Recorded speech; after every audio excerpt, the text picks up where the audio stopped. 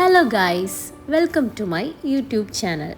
ഞങ്ങളുടെ ഈ കുട്ടി ഫാമിലി ലാസ്റ്റ് മന്ത് ഏപ്രിലിൽ ജോർജിയയ്ക്ക് ഒരു ട്രിപ്പ് പോയിരുന്നു.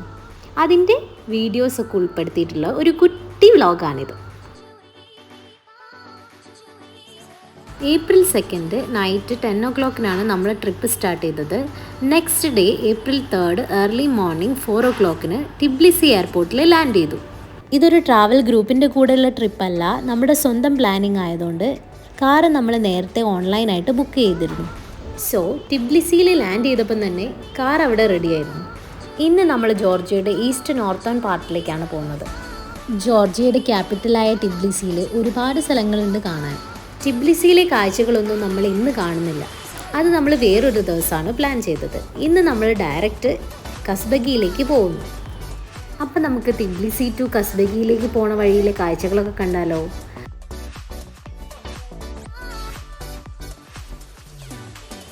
രാവിലെ തന്നെ മെക്ഡൊണാൾഡ്സിൽ നിന്ന് ഒരു ബ്രേക്ക്ഫാസ്റ്റും കഴിച്ച് നേരെ ക്രോണിക്കിൾ ഓഫ് ജോർജിയയിലേക്ക് വിട്ടു. എയർപോർട്ടിൽ നിന്ന് ഒരു 30 minutes ഡ്രൈവ് ചെയ്താൽ നമ്മുടെ ഡെസ്റ്റിനേഷൻ എത്തി. ഈ ഒരു മോണ്യുമെൻ്റ് 24 hours ഓപ്പൺ ആണ്. ഇതൊരു മൂവി ഷൂട്ടിംഗ് ലൊക്കേഷൻ കൂടിയാണ്. ചന്ദ്രമുഖി 2 ലോറൻസും മഹിമ നമ്പ്യാരും ഡാൻസ് ചെയ്യുന്ന കുറേ പോർഷൻസ് ഈ ഒരു ക്രോണിക്കിൾ ഓഫ് ജോർജിയയിൽ ഷൂട്ട് ചെയ്തതാണ്. ജോർജിയയിലെ ഫസ്റ്റ് ഡേ സൺറൈസ് ഞങ്ങൾക്ക് ഇവിടെ നിന്ന് കാണാൻ പറ്റി. അതൊരു റീഫ്രഷിംഗ് ആയ തുടക്കമായിരുന്നു.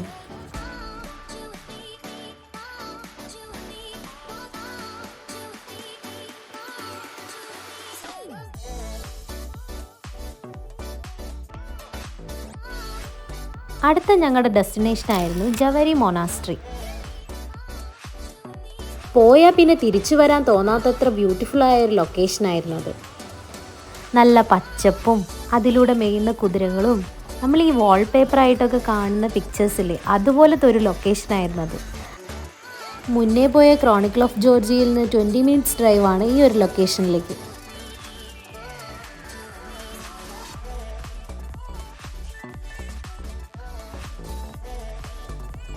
ഞങ്ങൾ ഇവിടുന്ന് കുറേ ഫോട്ടോസൊക്കെ എടുത്ത് ഭയങ്കര ഹാപ്പി ആയിട്ടാണ് തിരിച്ചു പോയത്.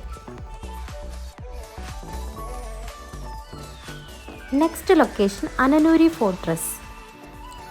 അർഗാവി എന്നൊരു നദിയുടെ തീരത്താണ് ഈ കാസിലുള്ളത്. മോർണിംഗ് 9 to നൈറ്റ് 8 ആണ് ഇവിടുത്തെ വിസിറ്റിംഗ് ടൈം. ഇവിടെ കുറച്ച് റൂൾസൊക്കെ ഉണ്ട്. നീറ്റായിട്ട് ഡ്രസ്സ് ചെയ്യണം, ഷോർട്ട്സ് അലൗഡ് അല്ല, അങ്ങനെയൊക്കെ ഇവിടെ എഴുതി വെച്ചിട്ടുണ്ടായിരുന്നു.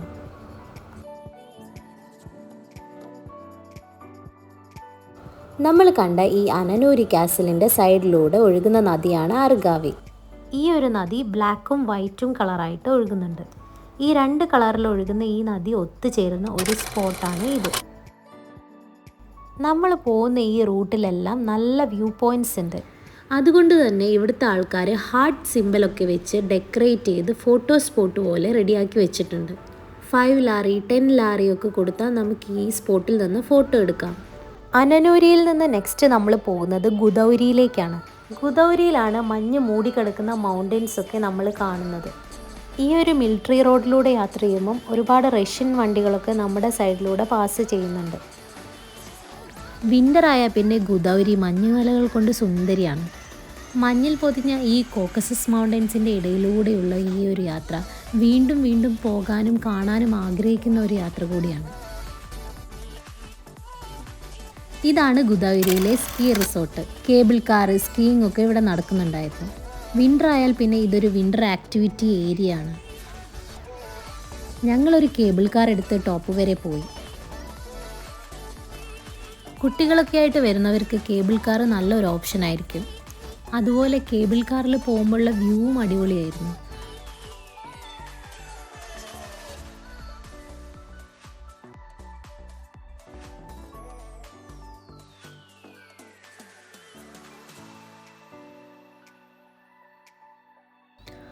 ഒരുപാട് ആൾക്കാർ അവിടെ സ്കീയിങ് ചെയ്യുന്നുണ്ട്. ആ മഞ്ഞുമലകൾക്കിടയിലൂടെ അവർ സ്കീയിങ് ചെയ്യുന്നത് കണ്ടു നിൽക്കാൻ തന്നെ നല്ലൊരു രസമായിരുന്നു.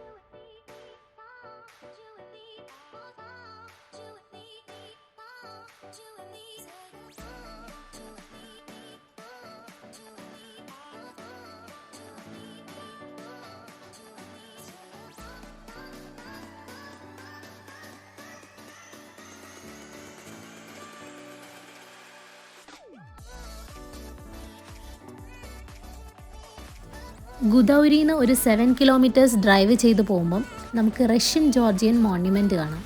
സ്നോ മൗണ്ടെയ്ൻസിൻ്റെ മുകളിൽ ഈ ഒരു മോണ്യുമെൻ്റ് കാണുന്നത് ഒരു പനോരമിക് വ്യൂ തന്നെയായിരുന്നു.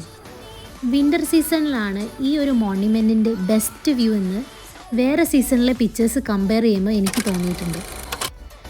ഈ ഒരു ലൊക്കേഷനിൽ വെച്ചും ഒരുപാട് മൂവീസൊക്കെ ഷൂട്ട് ചെയ്തിട്ടുണ്ട്. ഞങ്ങൾ പോയ സമയത്ത് അവിടെ വിൻ്റർ ആക്ടിവിറ്റീസൊക്കെ നടക്കുന്നുണ്ടായിരുന്നു. ഏപ്രിൽ ലാസ്റ്റോടെ ഗുദൗരിയിലെ വിൻ്റർ ആക്ടിവിറ്റീസ് എല്ലാം സ്റ്റോപ്പ് ചെയ്യുമെന്ന് അവിടുത്തെ ആൾക്കാരോട് സംസാരിച്ചപ്പോൾ ഞങ്ങൾക്ക് മനസ്സിലായി.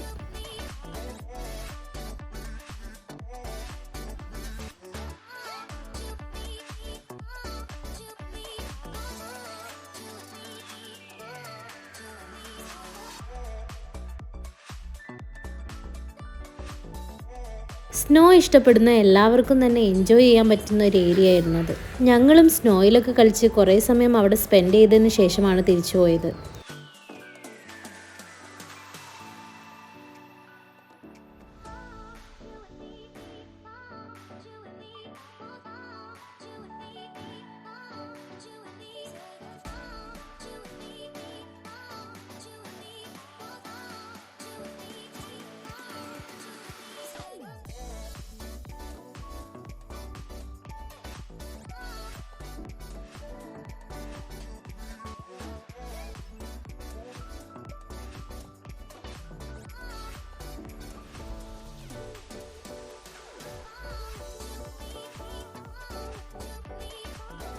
മഞ്ഞുമലകൾക്കിടയിലൂടെയുള്ള ഈ ഒരു യാത്രയെല്ലാം ആസ്വദിച്ച് ഞങ്ങൾ എത്തിയത് സ്നോ എന്നൊരു വില്ലേജിലേക്കാണ്.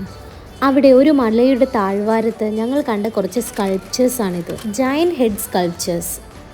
ഇവയെല്ലാം ഒരു കലാകാരൻ്റെ നിർമ്മിതിയാണ്.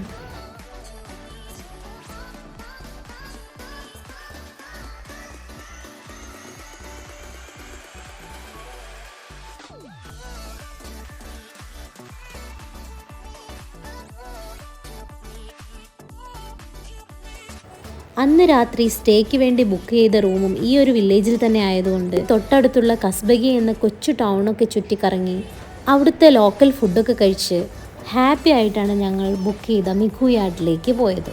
മഞ്ഞുമലകളാൽ ചുറ്റപ്പെട്ട മിഖുയാട്ടിലെ സ്റ്റേ ഞങ്ങൾക്ക് ഇഷ്ടപ്പെട്ടു. അങ്ങനെ ഞങ്ങളുടെ ഡേ 1 ട്രിപ്പ് ഇവിടെ അവസാനിക്കുന്നു.